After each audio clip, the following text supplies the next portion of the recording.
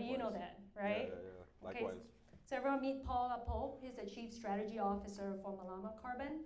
I would say probably the most compelling. I've mentioned it to him many times, so he knows already. Right, the most compelling, I would say, use of blockchain technology that we have seen so far in coming out from the state of Hawaii. So they're a Maui-based startup, right? And they're trying to tackle one of the biggest problems we see in the industry in terms of carbon, right? I'll let Paul go into details about what he's doing, but leveraging IoT, leveraging AI, leveraging blockchain, so all the cool emerging technology we can think of, they have it, they're working on it. They're positioning Hawaii as, I would say, on the forefront of an industry that's plagued with the lack of transparency and fraud. So it's super exciting to see what they're doing, but also turning it into an opportunity for, I would say, restoring ecosystems from a climate sustainability perspective, right? But also creating access, for underserved agricultural producers. So I'm super excited for him today to share his story. But yeah, let's dive into it. What is Malama Carbon? Malama Carbon, what are we? We're a carbon project on Maui that is using blockchain technology to deliver carbon credits to polluters. That's kind of our thing. I don't really talk in front of people.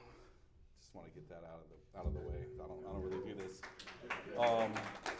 I'm a macadamia farmer, so I spend most of my time in large piece of land with nobody around, kind of by myself with maybe a few other people in heavy equipment and tractors. So this is something new to me, actually, right now. But these are the people making change, right? That's where I think the blockchain technology is very powerful, because it's kind of helping, not your cool Googler or Amazon, sorry, if anyone's working for them. Right. But yeah, from those companies, but people on the ground in the fields who are actually leveraging the same technology to help the ecosystems. So, Paul, I know you said Maui-based. Maui-based, yeah. What is, I guess, do you guys have a value statement for your company? A value statement? Mm-hmm. I don't really know what a value statement is. Here's what Okay, what is your end goal? There's our CEO right there, if you want to, his name is James. Yes, James. I'm the kind of the boots on the ground, make carbon, put it in the ground, help the guys, our dev guys track the carbon. We're trying to build a carbon market for the state of Hawaii. What are you trying to change? Maybe let's put it that way. Well, the state of Hawaii came out 2017. Started, with this promise to become carbon neutral by 2045. I don't think the state of Hawaii has any idea what they're doing or how they're going to do it. So they actually spent a bunch of money on some research to try to find value for the state, for their carbon sequestration efforts. That some of those projects came back to the state of Hawaii saying you can't do it, right? Like geography, topography, these reforestation projects, they're not going to work here in the state of Hawaii. Find something else to do. So sustainable aviation fuel and regenerative, energy type of projects. So we discovered durable carbon and thought we can create biochar, put it in the ground, sequester carbon, get farmers paid, help Native Hawaiian people, but giving them access to resources to improve their communities. It's kind of the foundation of what we're doing, for sure. Yeah, let's deep dive into that. There's a lot to unpack there, just there. Okay, maybe explain to the people in the room who may not be familiar with some of the terms you're using. What is biochar? Biochar is when you take green material. It could be wood waste, agricultural waste, green waste. Pyrolyze it, to a temperature over 450 degrees Celsius. Kind of removes all of everything inside of whatever you're pyrolyzing that allows it to decompose. So what you're left with is almost pure carbon.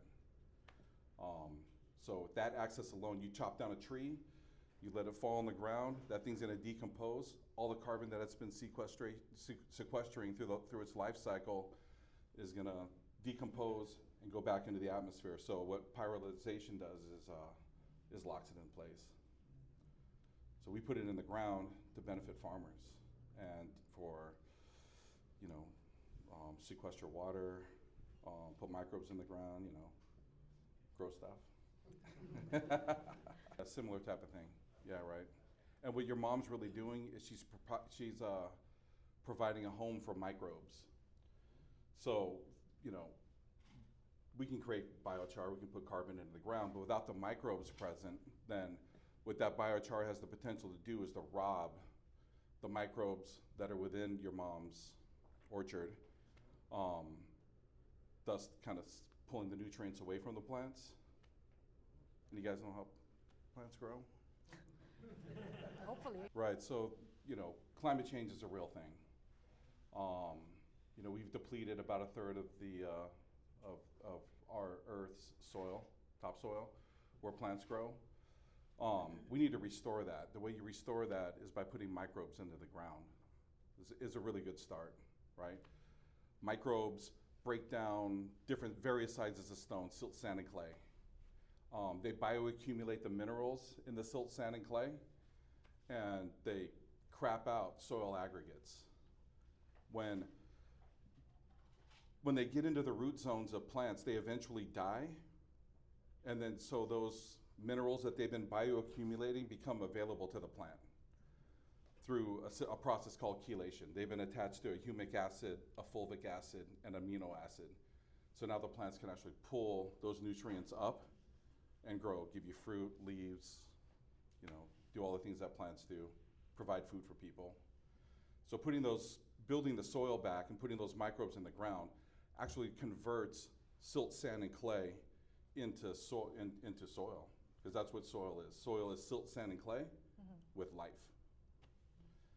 So it sequesters water, draws down carbon, sequesters nitrogen, provides all the stuff that we need to farm, feed people, to restore our atmosphere, right? So through the process of tilling, for instance, what we're doing is we're tilling up soil, we're taking all that moisture that's in the soil, we're releasing it into the atmosphere, right? So now we're creating these atmospheric rivers that rain down, and just here in America, southern states, flooding them, and everybody stands around going, why is this happening? We need to get that moisture out of the air, out of the atmosphere, and back into the ground. I'm sorry, And is your product saleable though? Do you sell it? I'll sail it anywhere you want. Maybe Yeah. talk a little bit about your biochar facility that you guys have. Yeah. So we're working with Ag Energy Hawaii. It's, Keone Ford and Sidney Higa over here, Charlotte Poi, my main guy right here, Alika Watts, and we worked to obtain an abandoned biochar facility. They were trying to make activated carbon when they went bankrupt. So working with the Department of Hawaiian Homelands, these fine folks were able to secure that property for the purposes of creating biochar, putting it into the ground, using blockchain technology to track how we're doing it. Share a little bit more about that. Yeah, I'll bet, yeah, right? Carbon markets have problems, right? Like there's, a lot of double selling of carbon credits, a lot of unverified, reforestation credits. You plant trees, sometimes those trees die, but polluters have already taken those carbon credits, counted them against their carbon footprint, and there's just been a lot of kind of boo-hoo around, most carbon markets. So what we aim to do is to use IoT, AI, to track the production of biochar and carbon credits, put that information directly on the blockchain so that those credits can't be double sold, Or double counted, yeah. So for those who are not familiar, IoT stands for the Internet of Things. And do you want to kind of explain a little bit about what kind of IoTs are you guys using? Yeah, we're using just a bunch of sensors, stuff that monitors feedstock, temperature, pressure within the reactors, feed rate, so that we can understand how much biomass we're running through our reactors, and then being able to measure the carbon that it's spitting out on the other end. We're also running with environmental sensors, ground sensors, weather sensors, so that we can track our efforts in real time. Like, is that carbon making a difference? Yeah. But why the blockchain? Like, what is it about the blockchain that makes it unique? I mean, like, why can't you just upload it to like a cloud or, any kind of other platform? So what we're hoping to do is to tokenize it, sell it to polluters who would now be, have to get involved in blockchain in order to purchase our carbon credits. We're looking to create smart contracts so that transaction fees can, a portion of transaction fees can go into like a liquidity pool to benefit Native Hawaiians. Okay, there's a lot to unpack here. A lot of terms, right? Like smart contracts, tokenize, liquidity pool. Maybe let's start with the first one, tokenize. What does it mean to tokenize a carbon credit? To take all of its data, the place what is created, the environmental data surrounding the creation of those tokens, the reactor data, the input feedstock data, put them online. And then so when we've created 1 ton of sequestered carbon in the form of biochar, that 1 ton is then, there's like a mathematical formula around there. It's called a life cycle carbon analysis. We don't have to get into that. But it's dependent on feedstock, like what the carbon value of your feedstock is before you pyrolyze it, right? So there's a bunch of math that goes into it, and at the end of it, when we make 1 ton of biochar, let's just say we've created 1 ton of carbon sequestration. So we take all that data, we create a token out of it. We can now sell that data and token to polluters. So it's the same thing they're doing right now, except for a lot of it's on paper, right? So they're taking all that information, and it's really, the whole thing revolves around the supplier of the carbon credits manually, like inputting information, using some IoT to back up their information, and then they're selling in the form of certificates. And those are usually like behind the door, like these deals have been made, and the carbon credits are passed from a supplier through a middleman to a polluter, right? So we're cutting through all that. So like through the blockchain, you're cutting away middlemen. But you're also uploading information onto the chain that gets packaged into, like, let's call it a digital file or a token, right? That's right. And I think what is it about a blockchain is that the information cannot be tampered with or changed. That's right. Correct? So that's why you guys are doing what you're doing. Yeah. Now explain a little bit about what smart contracts are, because that was the other term that you kind of brought up. Yeah, and I use that term because my team members say it to me, right? So yeah, smart contracts, these are agreements that can be made between suppliers and middlemen, or middlemen and polluters to purchase carbon contracts, right? So the parameters are met, like the contract is written just like any other contract, but it's all on blockchain. And when all of those boxes have been checked, like an escrow, then the token can be released, and the funds go into, to the supplier or into a pool of funds. Yeah, so basically it sounds like it's automated, right? It's automated. It's automated, it's a self-executing piece of agreement between 2 people. So they're cutting out the middleman. They don't need someone in the middle to say, oh yeah, you gave me this money to buy this, and therefore they will release this. Right. So that's what a smart contract is on the blockchain, for those who are unaware. What was the third term? I forgot. Liquidity pool. Yeah, again, another term that my team uses.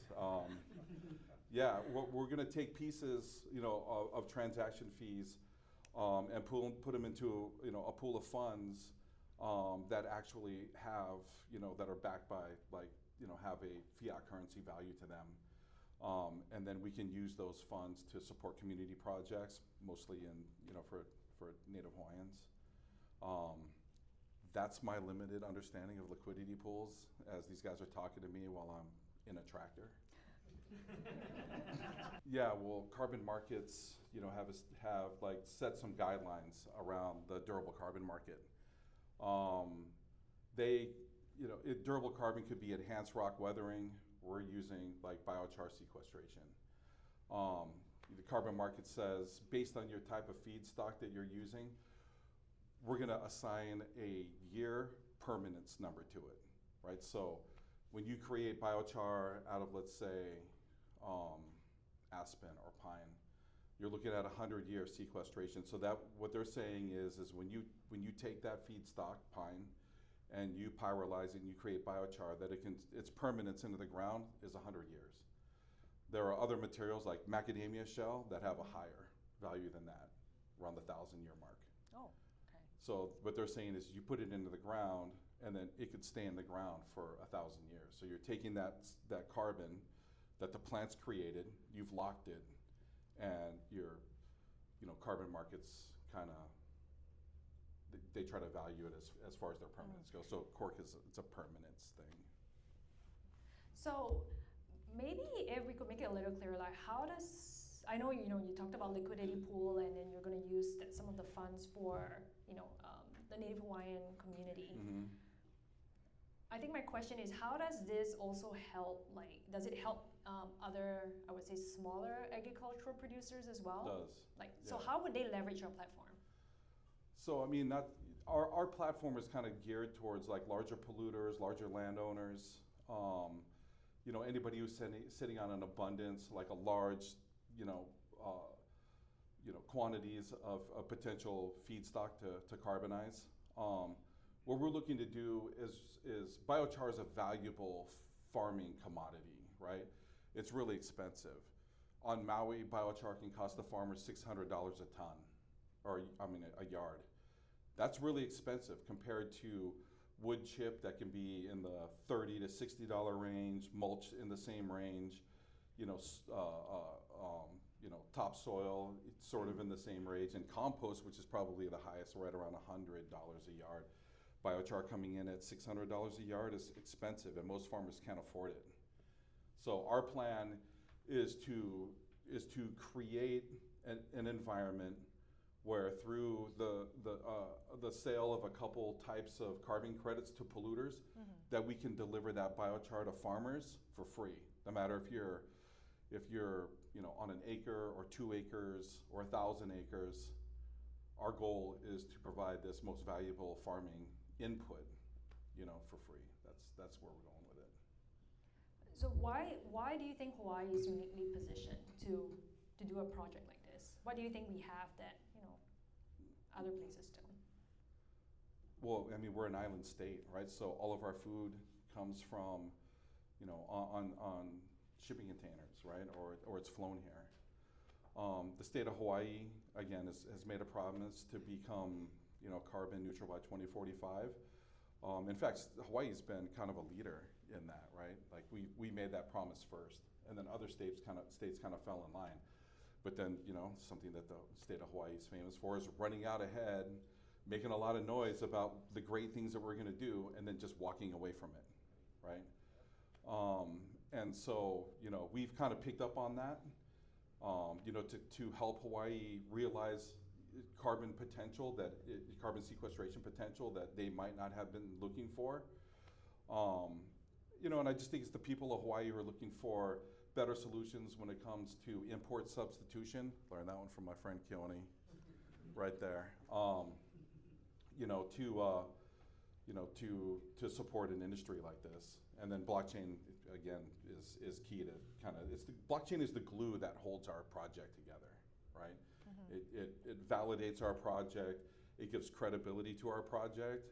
In this carbon space that has kind of waffling credibility issues. Definitely, yeah. So I'm going to ask a question I know you didn't want me to ask about legislation. I'll help you. So with the Genius Act, again, on stable coins that have passed, right? And then with the upcoming Clarity Act, assuming it passes, what kind of implications or impact do you see on your company and what you guys are trying to do? And I think if the government can help through regulation, provide some sort of framework, so that like our project and other projects like us like we know where the boundaries are. We know how we can operate. We know what's accepted and non-accepted. What conforms to law, what breaks law. In this crypto space, which is kind of, there's a lot of gray area right now. Yeah. Then that's the benefit, right? So that's the way I look at legislation in this space, is that it provides framework so that we can operate. So right now, I mean, like you guys are going to be issuing tokens, correct? Yeah. So probably trying to figure out where that stands. Probably commodities. Yeah, commodities. Who knows? I mean, hopefully not securities, but Yeah. commodities. No. So I think using stake pools. Stake pools. Well, yeah. I mean, you got it cleared with the latest SEC. Stand, right, about liquidity, staking, and so on. Right. So you're not in trouble with that. Okay, cool. What can, like, for the people in the room here tonight, like, how can they support what you're doing? Support farmers. Like how? It's so vague. Well, I mean, yeah, that is. I don't know. Buy local. Every farmer I know is throwing some sort of event at least once a month. Go out and support farmers. Go out and support. Restoring soil projects. We also have a website, kind of a plug, but we have a lot of information on our website on how you can support the work that we're doing. But yeah, mostly, get out there, support your local farming community. Hawaii needs it badly. We're being overrun by industrialized farming here in Hawaii. We're being overrun by importing all of our food, right? And our legislatures don't really seem to care much about it, right? They talk a lot about it, but they don't really, there's not a lot. As a macadamia farmer in the state of Hawaii, that's what I do. To see like the largest seller of macadamia nuts in the state of Hawaii importing nuts from Africa, right? So the state of Hawaii's dumped millions of dollars in supporting the local macadamia industry, and now they've turned to importing their macadamia nuts from Africa instead of buying them locally here in Hawaii, while pointing their fingers at the state of Hawaii that they're not getting infrastructure support. So I mean, they were pointing to cost, right, being an issue. What's that? They're saying that it's really pricey to get macadamia nuts here in Hawaii. Yeah, and that's not, the problem is their processing facilities they're mostly cooperatives that were once supported by the state that they failed to maintain. That process is becoming costly. So we're not that far away from being able to sell more macadamia nuts to Mauna Loa and Hawaiian Host and Hawaiian Sun. I don't, but there's a lot of mom and pop farmers, especially on the Big Island, that really need that industry to survive. And those companies have just walked away from local farmers. Yeah, thank you for sharing that. And our governor's not doing much about it. That's another disappointment. Up for re-election next year. That's what I heard you. Yeah.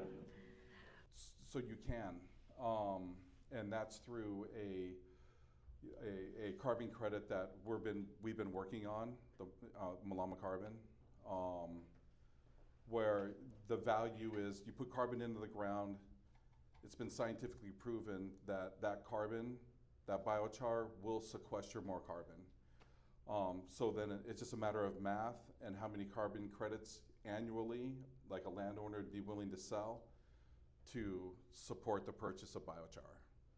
And it's But because biochar has a long lifespan, that's what makes it more valuable? it's hard to make. It takes it's a pretty big effort to make quality biochar. You can go in like a 55-gallon drum and burn down a bunch of wood, and you're going to get a high ash content. You're going to get something that relates to biochar.